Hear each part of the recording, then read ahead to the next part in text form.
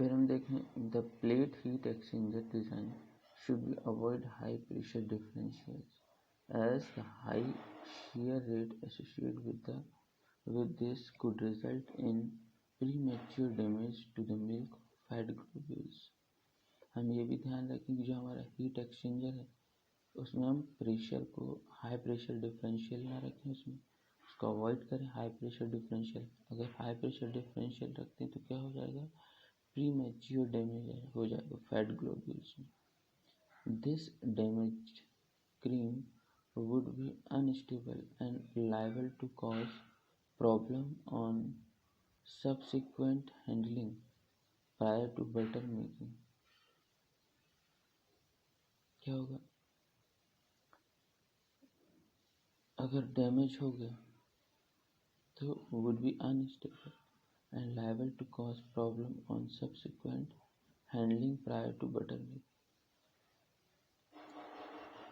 तो हैंडलिंग में प्रॉब्लम होगी हमको, है ना, अनस्टेबल हो जाएगा वो प्रोडक्ट। क्रीम में also be damaged bye incorrect sizing of pumps, particularly centrifugal pumps. अगर हमारे पंप इनकरेक्ट साइज में है, प्रॉपर यूनिफॉर्म साइज में नहीं है, तो भी डैमेज होने के चांस है क्रीम के। It is recommended that the cream for butter making be handled by positive displacement pump। ऐसा रिकमेंड या ऐसा रिसर्च से सामने आया है कि जब भी हम क्रीम को हैंडल करें तो पॉजिटिव डिस्प्लेसमेंट पंप का ही यूज करें, ठीक है। Positive displacement pump care is needed to avoid excessive shear force which would create too many small fat globules।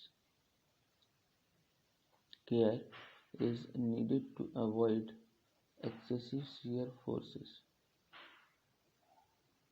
बहुत ज़्यादा shear force नहीं होना चाहिए, which would create too many small fat globules। अगर shear force बहुत ज़्यादा है तो क्या होगा, उसमें जो fat globules हैं वो ज़्यादा क्रिएट होने लग जाएंगे, ठीक है। तो this would result in higher losses of fat in the buttermilk। Any rubber components in the plant for cream handling or butter making must be of a fat resistant type। Fat resistant type rubber का use अगर हम कर रहे हैं, कोई component हमारा ऐसा है जो रबर का बना हुआ है, ठीक है, तो क्या होगा,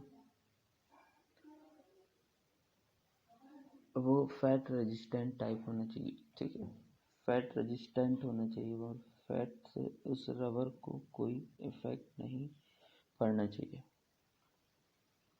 जैसे कि nitrile rubber compounds that are not fat resistant break down after several days of contact and will contaminate the product. यदि हमारा जो रबर है, ये हमारा कोई कंपोनेंट जो रबर का बना हुआ है और वो फैट रेजिस्टेंट नहीं है, तो क्या होगा, हमारे प्रोडक्ट को ख़राब कर देगा। क्यों ख़राब कर देगा, क्योंकि वो जल्दी ही ख़राब हो जाएगा वो रबर का पार्ट और वो टूट जाएगा।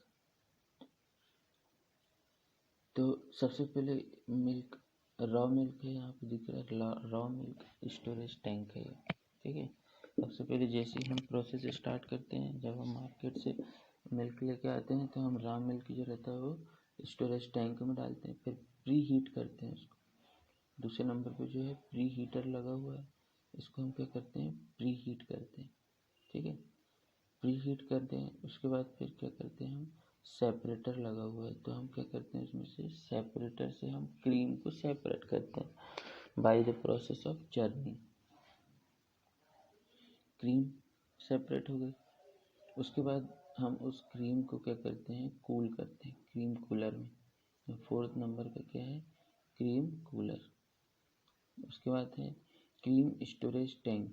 अब उसके बाद हम क्रीम को स्टोर कर लेंगे कूल करने के बाद। स्टोरेज टैंक में एजिटेटर लगा हुआ होता है जो कि दिख रहा होगा आपको, एक चम्मच के जैसे 5th नंबर पे देखिए, है ना।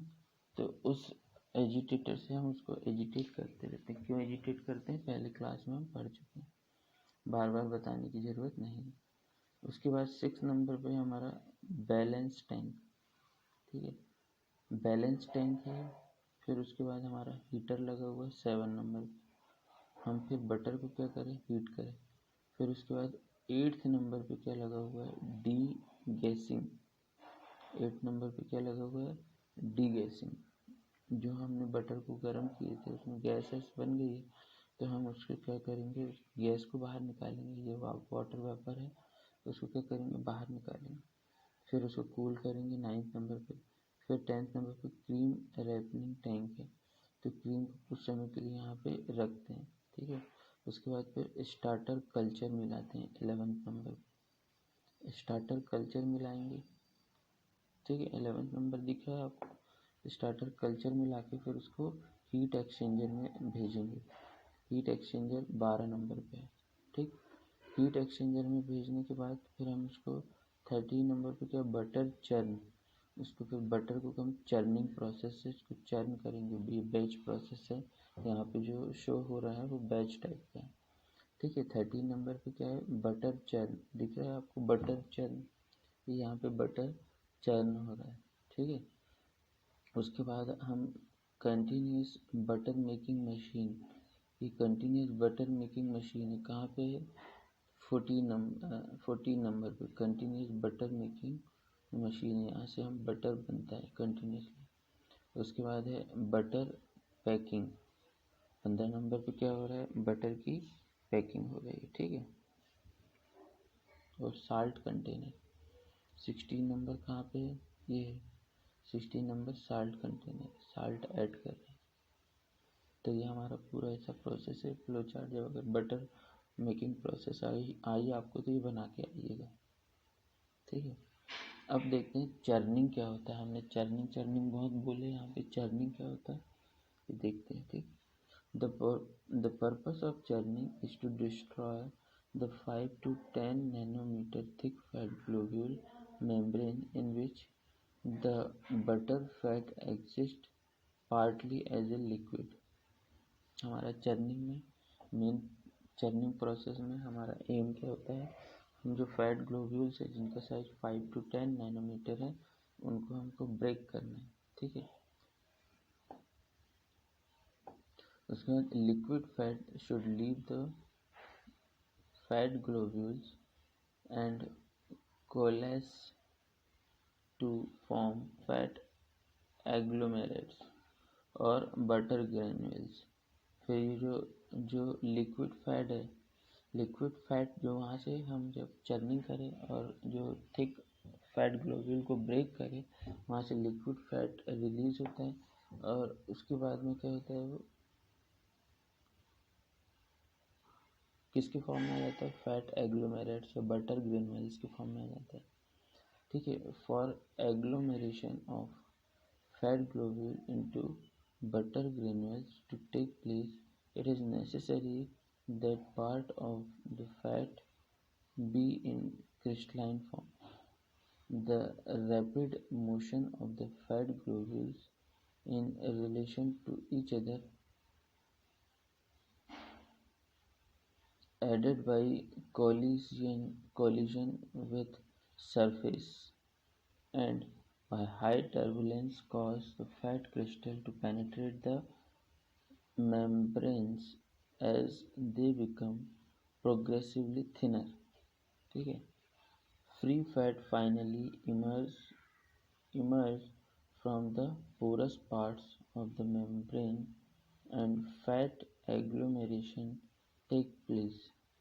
Agglomeration is difficult at too low temperature when the proportion of liquid fat is too low and equally difficult at too high a temperature when all the fat is in liquid form।